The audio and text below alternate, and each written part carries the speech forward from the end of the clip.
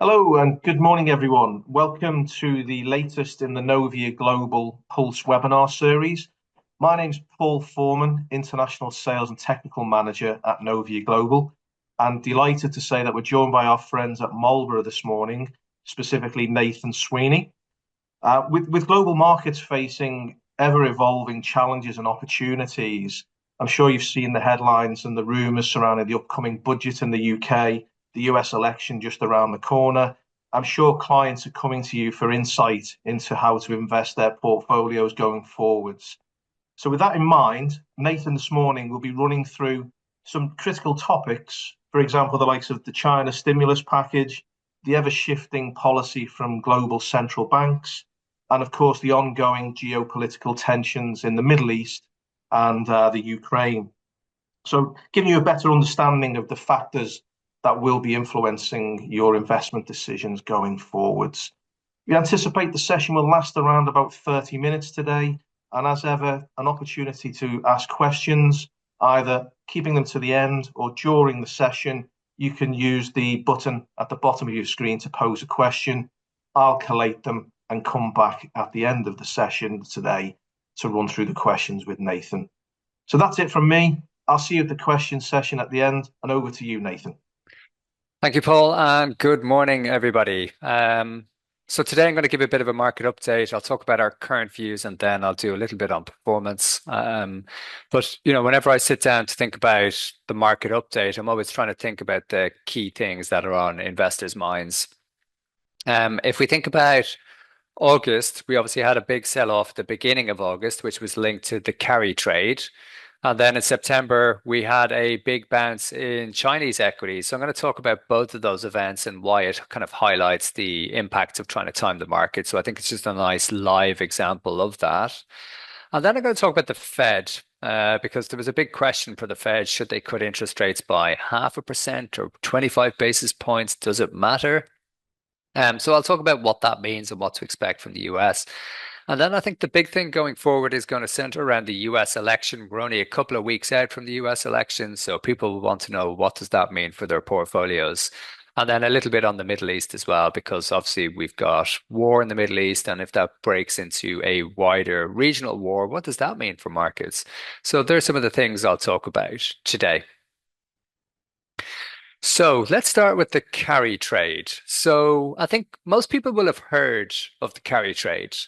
Um, but I think a lot more people have now heard of it given the events that we had at the beginning of August. So it was the 5th of August, and people came in on Monday morning to see that the Japanese stock market had fallen by 12%. And the reason the market had fallen by 12% was being attributed to the carry trade. So I suppose the question is, what is the carry trade? If I think about it, if you think about Japan and interest rates in Japan, interest rates have been zero, virtually zero, for the best part of a quarter of a century. So for almost 25 years, you haven't been able to get any interest on your account in Japan. So if you're an individual, if you're a company, if you're an insurance company, you just can't earn interest. So what this gave rise to was a thing called the carry trade. And in its simplest form, it's taking money from one region, lifting it, converting it into a different currency and depositing it somewhere else. That's in its simplest form, just carrying it across somewhere else. If you go into a bank in Japan, as I mentioned, because interest rates are so low, they charge you virtually nothing for taking out a loan. So it makes sense to, take out a loan, convert it into a different currency and deposit it somewhere where you're getting a higher interest level. And funnily enough, if you walk into a bank in Japan, there's leaflets which show you exactly how to do this. So for a lot of people, what they've been doing is borrowing money in yen for really cheap rates, converting it to US dollar and depositing it in some sort of instrument that gives you exposure to US interest rates, which are 5.5% or were 5.5%. And that's all well and good, earning that 5.5%. So you're earning that higher interest unless there's a change in the currency. And that's exactly what happened at the beginning of August. You saw a really sharp move in the Japanese currency relative to other currencies So why was that? Ultimately, you've had a situation where you've had high interest rates in the US and you've had low interest rates in Japan. If you have high interest rates, it takes money out of circulation because people save. If there's less money, if there's less of anything, basically it's in demand. So that means that the US currency is strong and the Japanese currency is weak because basically they're printing money. Now we had this situation towards the beginning of August where the Fed or the US central bank was talking about cutting interest rates, so bringing down its interest rate, and the Japanese central bank was talking about raising its interest rate. So the difference between the two was going to narrow. So that money that you were making on the carry trade was going to shrink. And the concern people had was actually, is the US economy going to slow much quicker than expected? And those interest rates drop much faster than expected. And that caused the currency to move because you have interest rates coming down, which ultimately weakens the dollar and strengthens the Japanese yen. And you had a 10% move, a 10% move. So you can imagine if you're trying to take advantage of the carry trade and you're getting your 5 and a bit percent, and suddenly there's a 10% move in the currency. So your trade has been wiped out overnight. Now, funnily enough, it's not just individuals who take part in the carry trade, it's institutions, insurance companies, banks, algorithmic trading funds. And they're not just borrowing, they're borrowing a lot. So they're leveraging up that position. And usually they're putting something down as collateral. So they're saying, okay, I'm going to take out this big loan, but I'm going to put something down as collateral. And because of the currency move, it meant that they had to top up that collateral. So they had to sell something. So what did they sell? Equities. So they sold their liquid equities, the equity market sold off. Plus, if you think about it, if the currency strengthens and you're a big exporting country like Japan and you export cars, your cars just got 10% more expensive overnight to any potential buyer. So you're definitely going to sell less cars. Those companies will make less profits. So the share prices fall of companies too, exporting companies. And that's basically what happened. So that's why we saw that severe fall in the stock market. Now, ultimately, what happened was people then realized actually the US economy is okay. They're not going to have to cut interest rates as quickly as we thought. And therefore, the currency didn't need to move that quickly. And the currency started to move back the other way. And then you saw the equity market rise. So within the space of a couple of days, the equity market retraced about 10% of that 12% fall. So that to me is a good lesson in, obviously clearly timing the market, because if you got home on the 5th of August, turned on the news and saw the stock market was down 12%, you might have considered actually investing is not for me. Too much risk. But it just goes to show you that, things can move quite quickly in markets and markets tend to overreact often, which is an important point. So hopefully that explains the carry trade. But we had another example of the market moving in the opposite direction at the beginning of September, ultimately. And so what we saw was that China unleashed a wall of stimulus. So what they've done here is they're trying to improve the outlook for the economy. So the big problem China has at the moment is that the consumer is not feeling confident. And on the left-hand side of this slide, you can see the red line, which just shows you consumer confidence in the US and how consumer confidence is at all-time lows, so multi-year lows, multi-decade lows. And why is the consumer not feeling confident? The consumer is not feeling confident because property prices have fallen substantially in China. So this is showing you residential property prices, and you can see that since about 2018, 17, they've been falling. You had a bit of a rebound, but from 2019 on, they've been on a kind of a downward trend. And the problem is, if you're an individual in China, your household wealth, the main portion of your household wealth, 63% of that is property. So if property's fallen substantially, you are not going to be feeling great. Now, you do have a lot of cash and deposits, and this is one of the reasons why gold is doing so well, because people are putting those cash and deposits in gold. To say, okay, look, property's collapsed. I'm not feeling great about, confidence generally, so I'm going to put that money into gold. Something I know that kind of goes up in times of trouble. The interesting piece for me is that only 4% of household wealth is invested in equities or mutual funds. So it's very low. And what the government in China wants to do is change that. So it wants to basically build confidence for individuals by helping to stabilize the property market. So get those prices stabilizing and then moving back the other way. So that'll build household assets, and then people will feel more confident and take their money out of gold and put it into the markets. Ultimately, that's the crux of it. So what the government introduced was a thing called a swap facility. So ultimately, a swap facility just allows big banks or institutions to take an asset they have, give it to the central bank, and swap that for something like cash. And then they can use that cash to invest in equity markets ultimately. And that's why people are getting a little bit excited in the equity market. And we saw the Chinese stock market move by 21% in a very short period of time. So this is the MSCI China.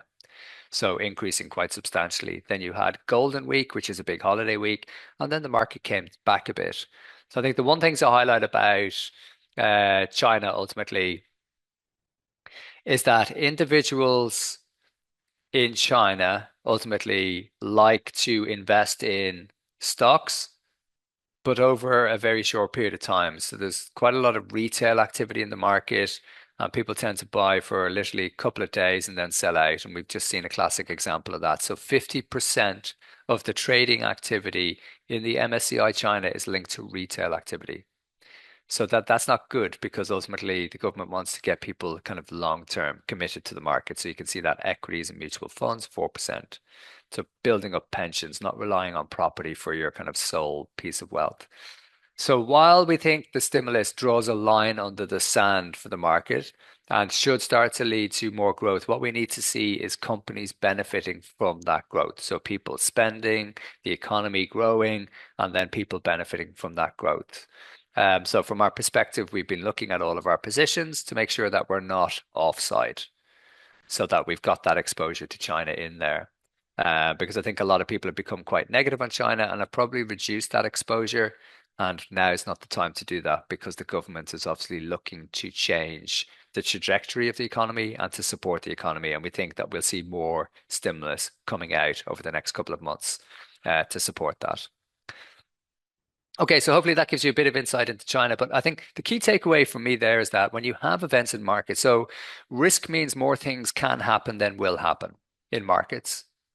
And ultimately, what that does is it causes investors to make decisions, sometimes rash decisions, i.e., investing is risky. Can I not just get to my financial goals by investing in cash? And the answer to that is clearly no. And this just really highlights that. So if you had two different investors and one investor put £1,000 into a cash fund every single month for a 20-year period, what would their returns look like versus somebody who invested in the market? And for the market, the proxy today is just a global equity index. And you can see the difference between the two. So the point being that, cash is not going to enable you to meet your financial goals. Investing gets you there, but there is always risk. And risk, as I said, means more things can happen than will or do happen. And that's the trouble for investors, is just understanding that because, investing is not without risk, but generally there's less risk than you expect. And ultimately, investments go up over time because of change in technology, and there's lots of change in technology today. Okay, so the other big event that happened during the quarter was the US central bank cut interest rates. And people were concerned, are they cutting too fast? Are they cutting too slow? And, will they be able to keep the economy on track? And the way I like to think about this is, imagine that you're driving down a motorway and somebody in front of you brakes, and they brake hard. So if somebody brakes hard or slams on the brakes, you think there's trouble ahead. But if they slow down too slowly, they could cause a crash. And ultimately, that's the decision the Fed or the US central bank had to make. Do we cut more, step on the brakes, or do we cut less and then potentially cause a recession? So if we look at inflation in the US, it's come down substantially. So we've got inflation at the 2 level ultimately. So it means that the central bank does not need to keep interest rates at 5.5%. They don't need to keep them there. And I think central banks have probably been a bit cautious on inflation. They've seen it coming down, but wanted to make sure that it was really coming down and going to stay down before they started to cut rates. So the Fed has kind of realized, actually, look, inflation isn't a problem anymore. And we want to now ensure that we can keep the economy on track. So we don't need to cut by 25. Let's just get this thing going. So we believe that that 50 basis point cut was the right thing to do. And it just keeps the traffic moving along. So it keeps the economy moving along without causing a crash ultimately. And this chart just shows you previous instances where the central bank has cut rates and over what time period and where we are today and where we expect to get to. So there's a large expectation that they will cut interest rates to about a 3% level. But that's all dependent on the economy. If the economy is doing much better than expected, they'll cut slower. If actually we see a big slowdown, they'll cut much quicker. So you could see a scenario where we get back to rates at lower levels if there's a bigger slowdown, but that would be good for equities, in the medium term. You get the short-term sell-off, but as soon as those rate cuts come through, that would be quite good. And this shows you projections from the US for things like growth, unemployment, inflation, and where interest rates gets you. And these projections are coming from the US central bank. And I suppose the takeaway here is that people were concerned, oh, the Fed is cutting by 0.5%. Does that mean there's a recession? And clearly the Fed does not think that. They're just saying, look, I can see inflation is coming down and going to continue to come down. Therefore, interest rates can come down too. And that's what they're saying, because you can see that growth and unemployment, their expectations for both of those look pretty good. And if we look at unemployment figures today, they're actually lower than these projections. And if we look at growth, it's actually higher than these projections. So we're not concerned about the economy, and we think that the central bank was right to cut by 50 basis points, and we expect to see gradual cuts from here. What does that mean for markets? So that tends to be good for smaller companies. Smaller companies, tend to seek financing. And when interest rates go up, it's more difficult for them to get financing. When interest rates come down, it's cheaper and easier for them to get financing. So what we're starting to see in markets generally is you start to see a pickup in activity in smaller companies, medium-sized companies, companies outside tech. You're starting to get a rotation into areas which have lagged in that higher rate environment. Tech doing really well. Those companies got a lot of cash. They don't need to borrow, and they can sustain a period of higher rates. Now, the rest of the market is going to start playing catch up because of those rate cuts coming down and their earnings improving as a result. So again, hopefully that just gives you a little bit of insight into what to expect from central banks and rate cuts. But I think, going forward, there is some uncertainty ahead, and there will always be uncertainty. So the risk is more things can happen than will happen. And for individuals, that uncertainty is going to center around things like the US election. What does that mean? And as we know, there's war in the Middle East. Will that spread into a larger regional war? What does that mean for markets? These are big risks. Now, ultimately, if we look at the US election, it's tight. So it's on a knife edge.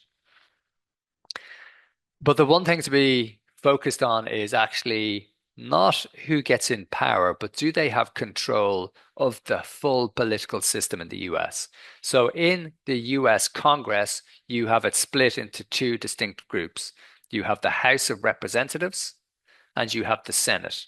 So in the House of Representatives, you have 435 members of the House of Representatives, made up of Democrats and Republicans. Now, what happens if you want to implement a policy? So if you look at whoever gets into power, they'll say, okay, look, I want to do this. If they want to do this, they have to draft up a bill, draft up some legislation. This is what we want to do.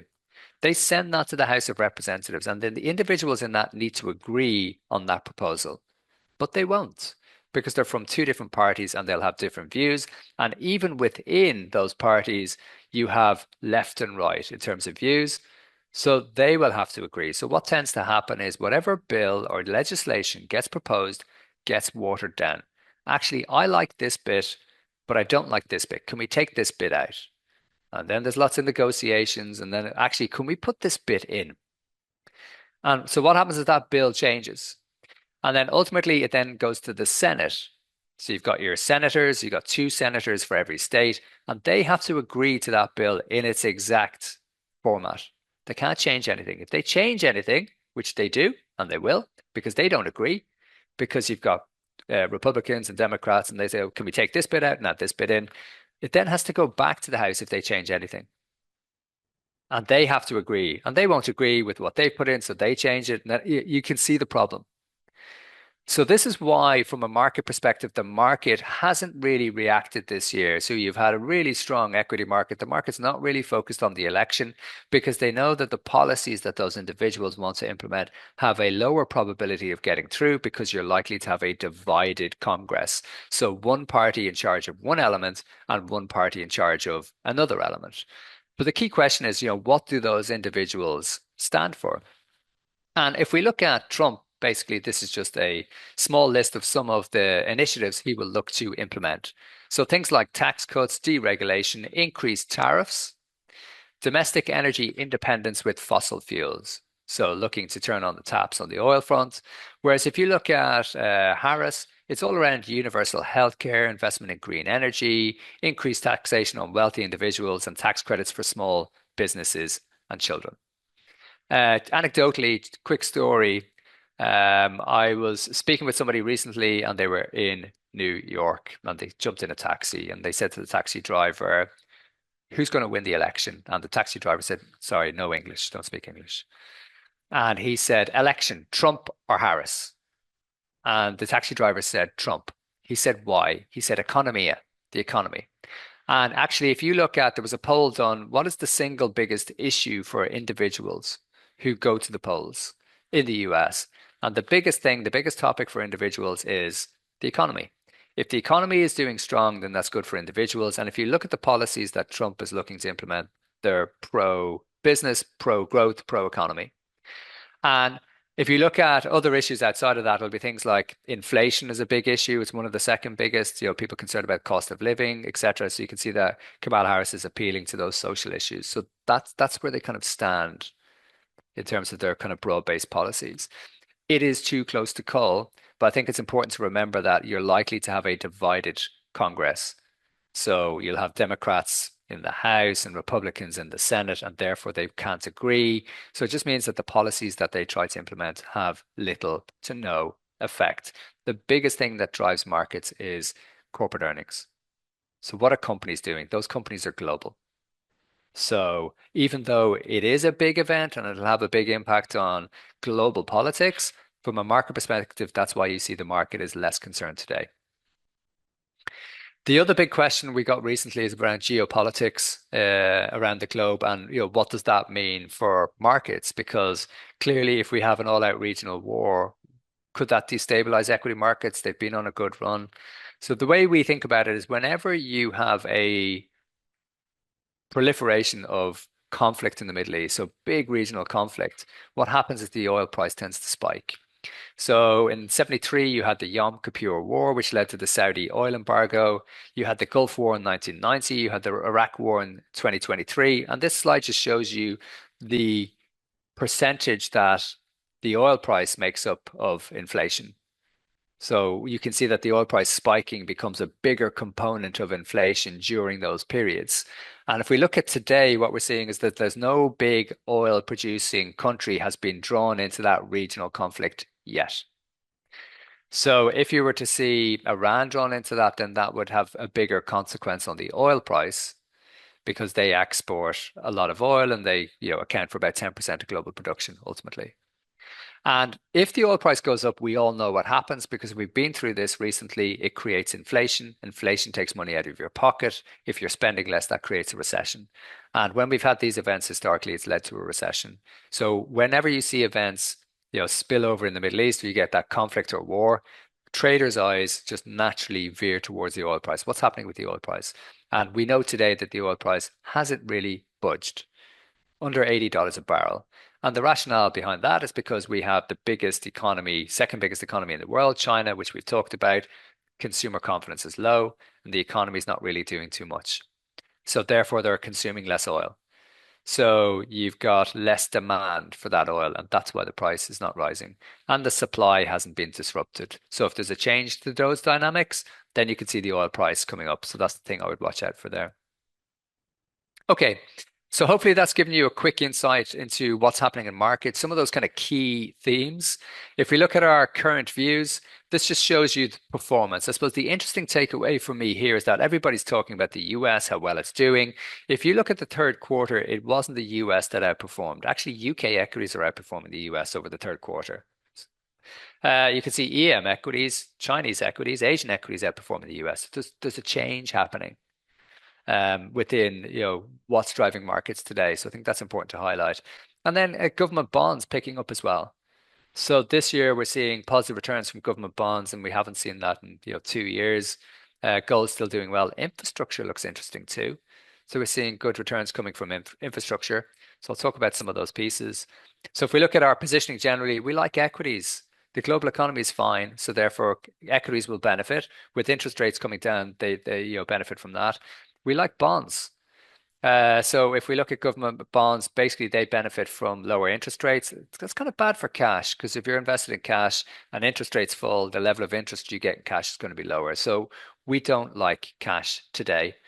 And this just shows you a more granular detail on some of our views. So we produce this every single month when we have our tactical asset allocation meeting. So you can see that we're overweight fixed income. We're overweight duration, we're overweight UK equity, we're overweight UK gilts, we're overweight infrastructure. So if I think about that, we like bonds because interest rates are coming down. If you look at UK equities, you've got exposure to energy. So if anything spills over into the Middle East, into wider conflict, and the oil price goes up, you benefit if you've UK equities. UK actually is a high income payer.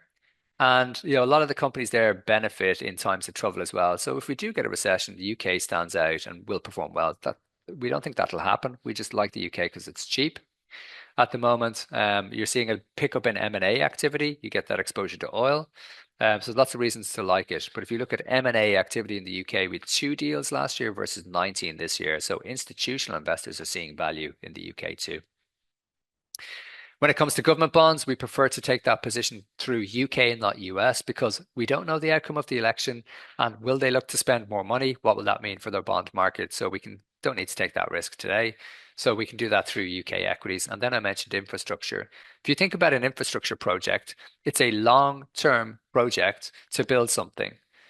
Think about HS2 years to build. If interest rates go up, your financing of that project changes materially. If interest rates come down, your financing of that project change materially. So you're seeing really good performance coming from infrastructure today because interest rates are coming down. So we like assets which are sensitive to duration. Okay, so kind of in summary, basically, our central case is that we get this kind of slowdown in economic growth, declining inflation, reduction in interest rates. That's all happening. It's a modest slowdown in growth, so it's not a kind of a recession. We call it a mid-market slowdown, so we believe we're in the middle of this cycle, and that sets the stage for good performance from government bonds, and we expect those to outshine cash. And we expect to see a broader recovery. So stuff that has lagged because of higher interest rates to do better. Smaller companies will be an example. Infrastructure will be an example. And equities outside of the US will be an example because they're more cyclical, like UK equities. So, for us, having that kind of balanced diversification, is prudent at this point. I'll just give you a quick bit on performance before we open it up to questions. So from our perspective, the product we offer, as I'm sure many of you are aware, you've got 4 different risk profiles there, adventurous all the way down to defensive. With adventurous, you're obviously getting lots of equities, so pretty much it's all equities in there. And with defensive, it's a higher allocation to fixed income. I think performance is clearly important, and this just shows performance against some of our leading competitors. So people who we often come up against. So we're pretty pleased with performance and what we've delivered over the course of the last number of years. So the product has obviously got its 5-year history now. So we're beginning to get out there and talk more about what we're doing and how we're doing it. But it's pleasing to say that year to date, performance looks good, and also on the 1 year, 2 year, and 3 year, and 4 year, and 5 year as well, compared to some of our competitors. So we're pretty pleased with the rigid process we have, and that process leading to positive outcomes for clients. And it's not only ourselves which kind of recognize the good performance we've delivered, but it's been picked up by external parties. So this is a recent recognition we got from Investment International. There was an award handed out because of this funds that we manage. and obviously the great performance that we've delivered. So we were the winner of the International Investor DFM Fund Product of the Year. So we're pretty pleased as a team to get that recognition, but I think it just showcases the hard work that goes in behind the scenes in order to deliver these great outcomes for clients. I'm going to pause there because I appreciate there's quite a lot in 30 minutes, but I'm happy to take any questions that you have. Thanks for that, Nathan. Really good insights there across a broad range of areas. And question we've had in from the floor is around the global challenges you've just been running through, and what impact do you think that they will have on the emerging markets as a whole? And within that, do you see any regions or sectors that might have the opportunity to outperform? Yeah. Okay. So I think if we think about opportunities in EM, so EM tends to perform less well when you have the US dollar strengthening, ultimately. And what you have at the moment, because and the reason behind that is because a lot of people take out loans and those loans are in dollars. And so if they have to pay those loans back, it costs them more. So because if they're using their currency and they have to translate it into dollars, they need more of their currency when the dollar strengthens ultimately. And if the dollar weakens, then it means that they're paying less for those loans. So you tend to find that EM companies generally tend to struggle when you have a stronger dollar. And with interest rate cuts coming through, it means the dollar is weakening. So what you've seen is, and I showed you that performance slide, and you can see the performance of EM now picking up. So it is linked to that too. It's linked to US interest rates. So with interest rates coming down, you can see Chinese economy picking up, EM picking up, and ultimately that performance beginning to come through. So we do think that from here, EM looks like a better opportunity. So from our perspective, we're looking at the funds we hold, we're looking at their exposure to China to make sure that they have that exposure within China. And yeah, so we've got some good funds there. One area that's probably disappointed this year has been India as well. So it's kind of lagged relative to the last couple of years. So I do think structurally, India is very attractive because they've got good demographics and they've got a lot of investment in tech and software. So I think longer term, but I think China also looks interesting too. And even if I look at Vietnam and Mexico, they've also underperformed this year relative to other regions. And I'd expect better performance from both of those countries, particularly if Trump wins the election, because he will look to put in tariffs on China. And what you'll find is that Chinese companies will just relocate to Vietnam and send their product from Vietnam to the US, or they'll relocate to Mexico and send their product from Mexico to the US. So you're starting to see that. It's called near shoring, putting your business near to that country to then send it through. And you're starting to see manufacturing facilities for Chinese companies popping up in Mexico and from the US popping up in Vietnam. So I'd expect both of those economies to benefit. So yeah, I'm positive on EM from here. Great stuff. And the inevitable question we were expecting, any thoughts on the upcoming UK budget? Yeah, so I think clearly nobody knows at this point what's going to happen. And I think obviously what they want to do is they want to raise tax. But I think the way I think about this, it's almost like it's managing expectations. So you try and tell everybody it's going to be terrible. Because if you look at the media and what's been printed, it sounds like it's going to be terrible, but it never is. So it's just managing those expectations. So saying it could be this, it could be this, it could be this, and there's all this speculation. Actually, I don't think it'll be as bad as people expect. Do expect to see obviously capital gains tax increases. Is it going to go to 39%? Of course not. So we don't expect to see that happen. But I think if they can do as few things as possible to generate that revenue, so they have this hole to fill. But what you have to see is that the government tends to fund projects going forward. So they have this forward funding. So they say they have this hole of 22 billion. But actually, if you look at some of the money that they have earmarked for other stuff, if they cut back on that, they can already save about 8 billion just by doing that. So I think that there's a lot of things that they can do, and I think a lot of what you're seeing in the media is probably overhype. I do expect to see taxes increase, for the wealthy, but you're seeing that trend everywhere. That's not unique to the UK, that's globally. And I think that gets offset at an economic level by higher productivity because of AI, those kind of higher taxes. Great stuff. Another question from the floor. How do you see multi-asset strategies evolving in response to the wider economic environment, particularly as investors seek to balance risk in a more uncertain world. Maybe you think we'll see a shift towards alternative assets? Yeah, okay. So if I think about generally what's happening in you, so as I mentioned that kind of quote, risk means more things can happen than will happen. So it's kind of a Howard Marks quote. And so if I think about the world today, we live in a world of social media. And ultimately, I think the voice in social media will just get louder because now we have AI, which can generate content in fractions of seconds. And ultimately, a lot of that content tends to be negative in order for you to click on it, ultimately, to entice people to click on it. So I think that that drumbeat gets louder. But if I look at the global economy today, I have inflation at much lower levels. I have interest rates coming down. I have opportunities kind of popping up everywhere as a result of that. So I'm quite optimistic on the opportunities globally. I do think alts will have a place to play as well in portfolios, but it's about being selective about the type of alternative that you buy because within alts there's so much. So if I was to break alts down into a couple of different buckets, you probably have infrastructure and property in one, you have commodities in another, and then you have hedge funds in another. So the commodities piece working well this year, specifically gold, not oil. So it depends on the commodity you're buying. So within our funds, we have gold. We have now built in some exposure to oil because we expect that can improve with an improvement in the global economy with interest rates coming down. So that's the UK exposure. Then if I look at property, we don't buy direct property. People's, as I point out, your biggest asset is property. So you come to investing for diversification away from that. So infrastructure looks interesting because of rates coming down, which we've added. Hedge funds, no. Because if I'm buying hedge funds, I'm telling you, I think there's going to be some kind of recession or less opportunities within equities and bonds. So we don't see that, so we're not buying that. So that can tend to dilute your returns if you keep that as a static holding within your portfolio.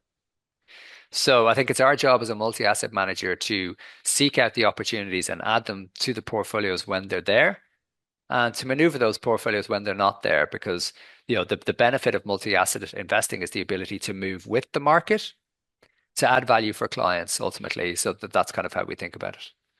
Great stuff. Just checking if there's anything else on the inbox. I think that's it for now. So thanks once again, Nathan, for joining us this morning and your insights.